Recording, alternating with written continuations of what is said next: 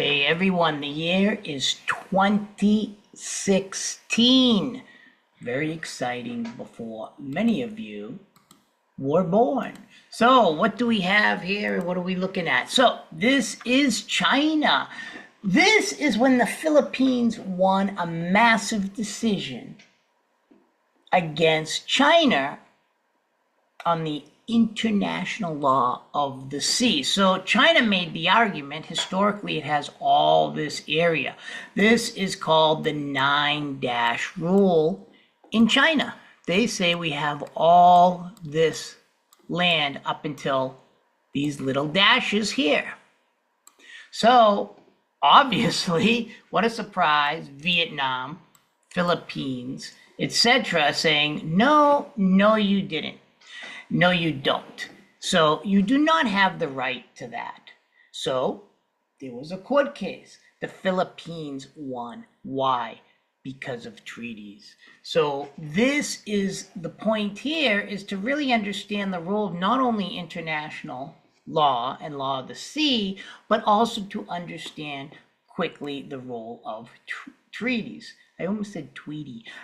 Treaties. So basically, the United Nations Convention on the Law of the Sea stated that no, for everyone, you get 12 nautical mileage, right?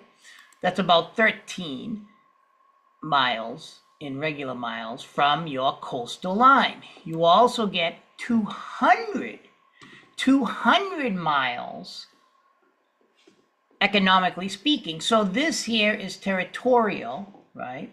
You've got 12. And then you get another, I would say, you get, generally speaking, 200 altogether nautical miles for state sovereignty, what they call the exclusive economic zone. So, fishing, oil, etc. So the question here is, why does China get this 9-dash rule? Well, let's face it, it's a self-interested state like everyone else. It wants that land. Look at these right here, the Spratly Islands. Very important, but look at the Philippines. It's like, that's our island. So other people are saying that's our area, and China's saying no. So there was an international case. The Philippines here took them to the international court, and the Philippines won. China made a historical argument, right, that it got all the area of the sea up in this 9-dash rule. So you see the 9 dashes. The court overwhelmingly agreed with the Philippines with the treaty, the United Nations Convention on the Law of the Sea, and said, you don't get that. You don't get this massive amount of waterland, whatever you want to call it. No, it's 12 nautical mileage, right?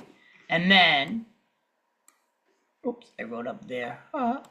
And then for the exclusive economic zone, the EEZ, you get 200 nautical mileage like everyone else because of this convention, because of this treaty.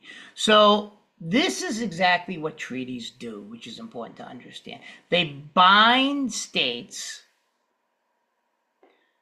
to certain laws that must be followed.